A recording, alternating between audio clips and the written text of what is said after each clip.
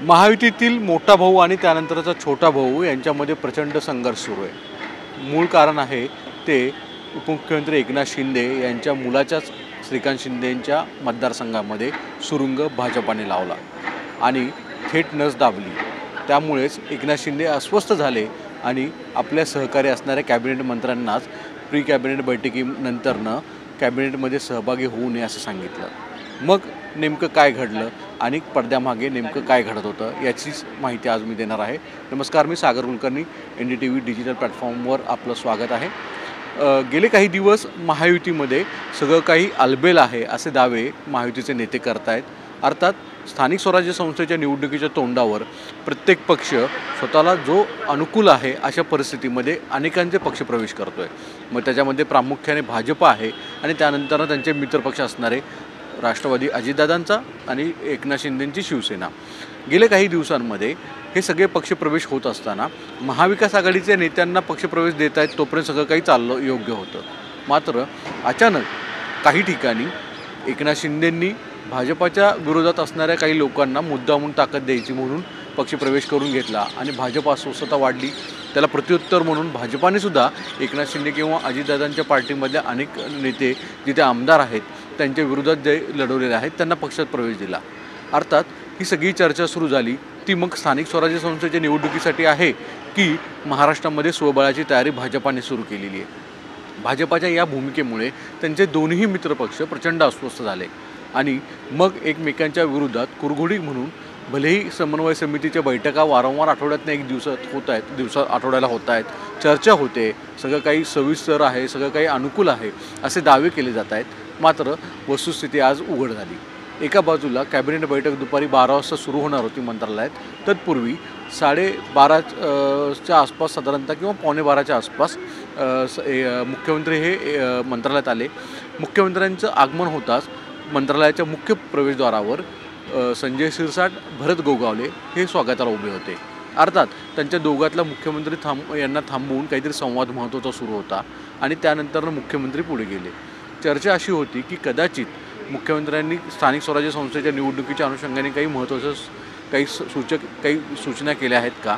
दुसरीकडे अशी चर्चा होती की कदाचित, कारण की आज राजू शिंदे यांचा पक्षप्रवेश झाला, संजय शिरसाटांना संभाजीनगरमध्ये ते किती दुखणं आहे सगळ्यांना माहीत आहे, कुठे ना कुठे तर हे सगळ्या गोष्टी होत्या। आणि गोगावलेंच्या सुद्धा जिल्ह्यामध्ये ज्या पद्धतीने भाजपाने राष्ट्रवादी काँग्रेस अनेक ठिकाणी एकत्रित येत आहेत आणि एकनाथ शिंदेंच्या शिवसेनेला कुठेतरी वेगळं ठेवलं जातं, यामुळे एक अस्वस्थता होती। असं म्हटलं जात होतं की ही प्री कॅबिनेट ज्यावेळेस शिंदेंची सुरू झाली त्यावेळेस एकनाथ शिंदे यांनीच त्यांच्या कॅबिनेट मंत्र्यांना काही सूचना केल्या आणि त्यानंतरनं त्यांना कुठेतरी डोंबिवलीमध्ये सकाळी रवींद्र चव्हाण यांनी जो पाटील यांचा पक्षप्रवेश केला, जे श्रीकांत शिंदेंसाठी फार महत्त्वाचे होते। श्रीकांत शिंदेंचा मतदारसंघामध्ये फार मोठा रोल आहे, कल्याण डोंबिवली महापालिकेसाठी त्यांचा मोठा रोल आहे, अशांना पक्षप्रवेश देत धक्के दिले गेले। गेले काही कालावधीमध्ये म्हात्रे, पाटील यांना ज्या पद्धतीने महायुतीतले दोन्ही मित्रपक्ष एकमेकांच्या विरोधात ताकद देत आहेत आणि पक्षप्रवेश करत आहेत, यामुळेच मुळात अस्वस्थता वाढली। ही अस्वस्थता कल्याण डोंबिवलीची आत्ताची नाही आहे, तर ज्यावेळेस एकनाथ शिंदेंनी बंड केला आणि त्याच्यामध्ये रवींद्र चव्हाण हे सगळ्यात मोठा एक रोल करत होते, त्यांच्याकडे काही महत्त्वाच्या जबाबदारी दिल्या होत्या। एकनाथ शिंदे हे ज्यावेळेस मुख्यमंत्री म्हणून जाहीर झाले त्यावेळेस रवींद्र चव्हाणांना प्रचंड मोठा धक्का बसला आणि राजभवनातनं त्यांनी शपथविधीला न थांबता ते थेट निघून गेले होते। अर्थात यानंतरनं स्वतः भाजपाच्या वरिष्ठ नेते देवेंद्र फडणवीसांनी रवींद्र चव्हाणांना बोलवून घेतलं आणि त्यांना एकनाथ शिंदेंच्या शपथविधीला उपस्थित राहण्याची सूचना केल्या। तिथपासून ते आजपर्यंत रवींद्र चव्हाण यांचा संघर्ष एकनाथ शिंदे यांच्यापेक्षा श्रीकांत शिंदेंबरोबर अधिक आहे असं म्हटलं जातं। कल्याण डोंबिवलीची महापालिका निवडणूक पुढच्या काही दिवसांमध्ये आहे। अंबरनाथ अशासारख्या छोट्या छोट्या तिथल्या ज्या नगरपरिषदा आहेत पण मोठ्या आर्थिक गोष्टींसाठी त्या महत्त्वाच्या आहेत, अशा गोष्टींवर आत्ता प्राबल्य कुठेतरी एकनाथ शिंदेंचं आहे। एकनाथ शिंदे मुख्यमंत्री असताना फार मोठ्या प्रमाणामध्ये निधींचा वाटप या महापालिका आणि नगरपालिका परिक्षेत्रामध्ये देण्यात आला होता आणि जितकं जमेल तिथे त्या ठिकाणी रवींद्र चव्हाणांची गळचेपी किंवा रवींद्र चव्हाणांना राजकीय कोंडी करण्यात यशस्वी झाले होते। पण आता राजकीय समीकरण सूत्र बदललेलं आहे। देवेंद्र फडणवीस मुख्यमंत्री आहेत आणि रवींद्र चव्हाण त्यांचे खास आहेत।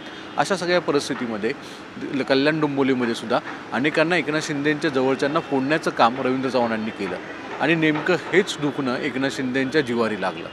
एकनाथ शिंदेंना मुळात जो त्रास आहे तो तिथे श्रीकांत शिंदेंच्या भविष्यासाठी जो लोकसभा मतदारसंघ अनुकूल ठेवावा लागणार आहे त्यासाठी प्रयत्न करावे लागणार आहे। आणि दुसरीकडे श्रीकांत शिंदेंच्या कार्यपद्धतीमुळे मोठ्या प्रमाणामध्ये स्थानिक पातळीवर नाराजी आहे।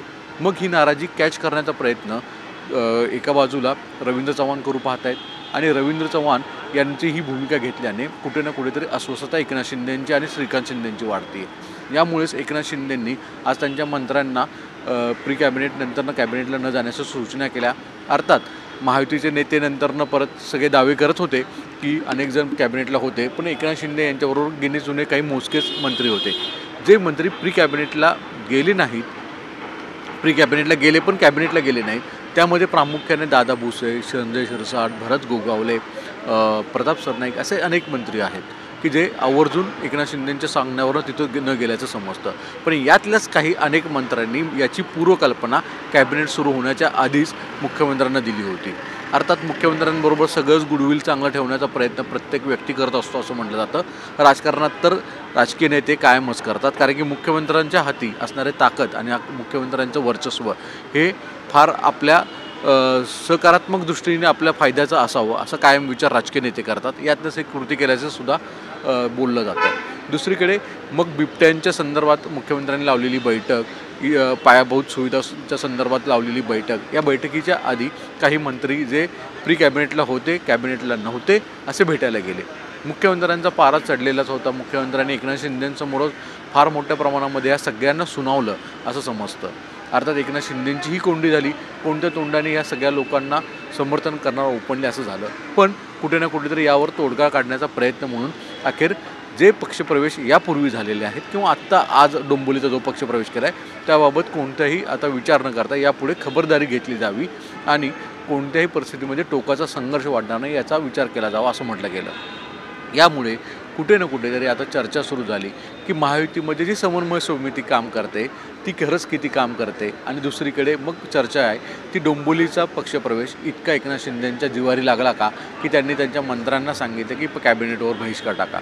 कॅबिनेटवर बहिष्कार टाकणारे मंत्रीच मुख्यमंत्र्यांना आधी याची टीप देत गेले आणि स्वतःला बचावात्मक भूमिका घेत राहिले का असाही सवाल आहे। एकूणच महायुतीत सारा काही आलबेल नाही, संघर्ष टोकाचा राहणार आहे, कारण की प्रत्येकाला स्वतःच्या पक्षाची रीग वाढवायची आहे आणि स्वतःचं नेतृत्व सिद्ध करायचं आहे। तुर्तास इतकंच। सागर कुलकर्णी, NDTV मराठी, मुंबई।